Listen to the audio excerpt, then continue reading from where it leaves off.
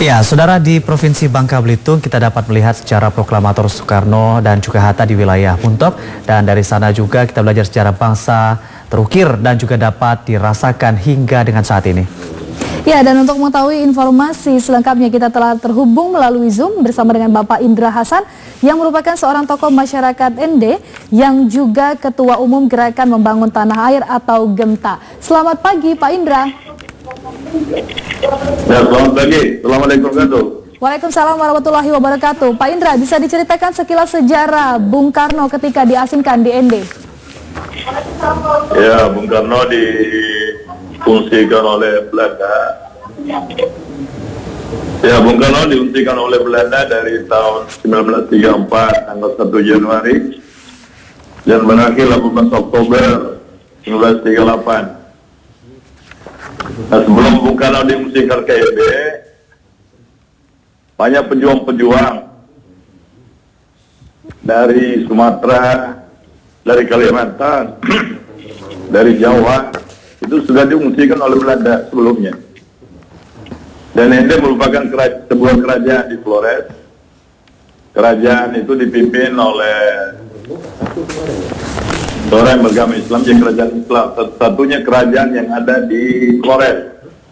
Itu yang sangat menunjang Bung Karno pada saat Belanda mengungsikan beliau. Dan juga masyarakatnya yang memberikan tempat tinggal yang saat ini menjadi situs Bung Karno, menunjang, beri makan, tempat tidur dan sebagainya bersama istrinya Bung Karno pada saat itu.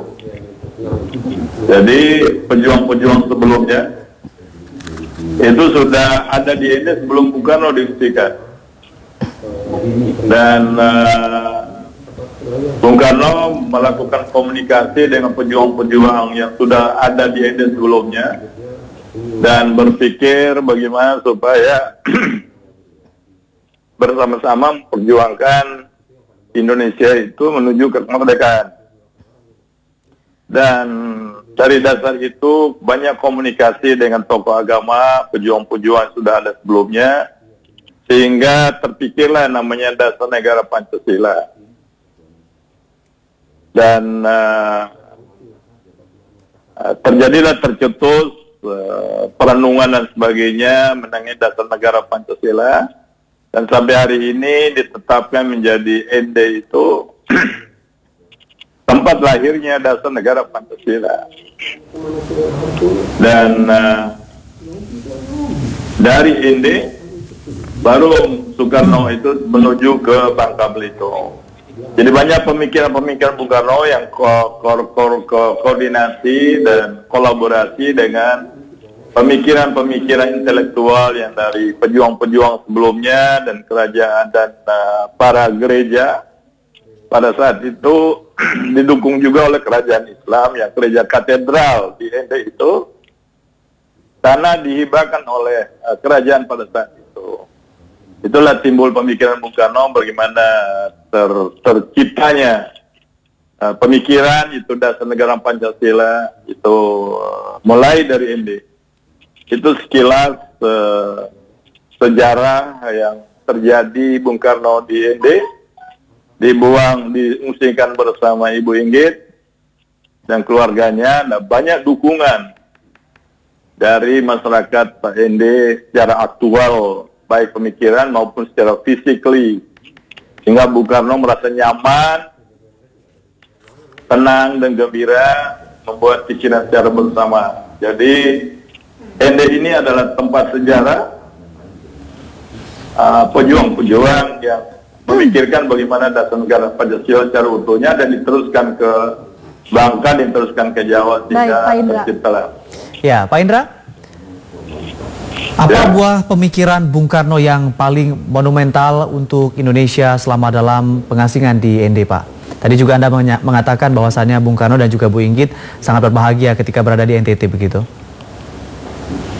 Pemikiran pertama adalah bagaimana Indonesia itu menuju perjuangan untuk kemerdekaan.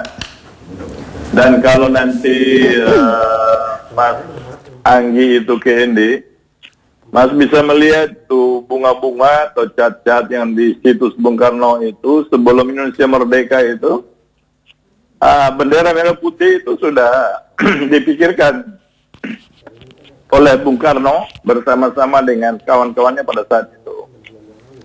Itu basic dan sudah Bung Karno membuat satu cerita perjuangan sandiwara drama pada saat itu tentang memperjuangkan kemerdekaan. Itu yang didapat Bung Karno di ND, sehingga Bung Karno dari pemikiran itu memberikan pemikiran juga kepada teman-temannya di Jawa, Muhammad Nasir dan sebagainya. Baik, Pak Indra. Tentang Pancasila.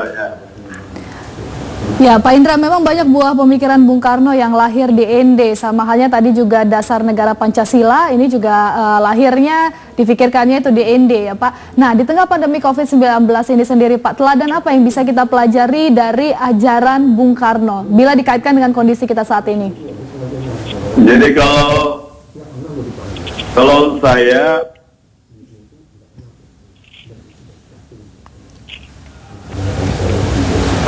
pemikiran, jadi kalau ajaran sih pasti dari Allah Subhanahu Wa Taala, bukan dari Bung Karno. Ini dari dasar pemikiran saya.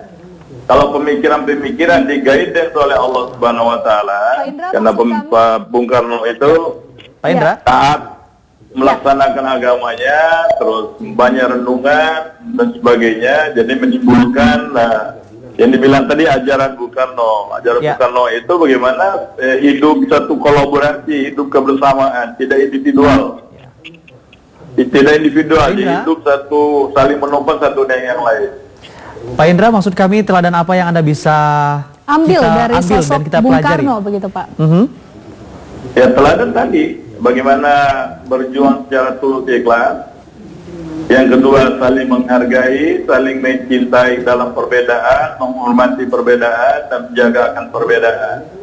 Ya, kalau dalam lingkungan pandemi ini, jadi pandemi ini kan satu kejadian yang memang harus kita berjuang bersama.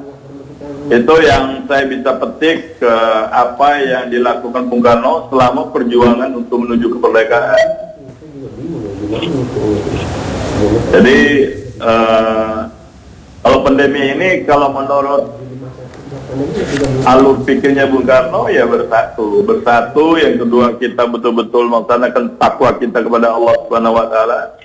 Terus yang kedua, tidak boleh takut dalam melaksanakan perjuangan yang kita cita-citakan, menuju konsisten dalam perjuangan. Nah, itu yang saya bisa petik dari cara berpikir dan bertindaknya Bung Karno. Ya, berarti kita bisa mengambil bahwa dari Bung Karno sendiri kita bisa berjuang bersama begitu ya untuk melawan pandemi COVID-19, sama halnya seperti perjuangan dari Bung Karno sendiri ya. Kita membahas mengenai teladan yang kita ambil dari Bung Karno, bukan betul, agama, Regina. gitu ya. Ya, Pak Indra, lantas apa yang menjadi harapan Anda untuk generasi milenial dalam mengisi kemerdekaan dan melanjutkan kemerdekaan yang juga menjadi harapan besar dari Bung Karno? Ya, harapan saya kepada generasi muda, pertama, melaksanakan sila pertama Pancasila, yaitu belajar agama yang benar, takwa kepada Allah pada sungguhnya. Yang kedua, bergaul dengan secara baik dan benar, meningkatkan kemanusiaan yang adil, beradab, persatuan.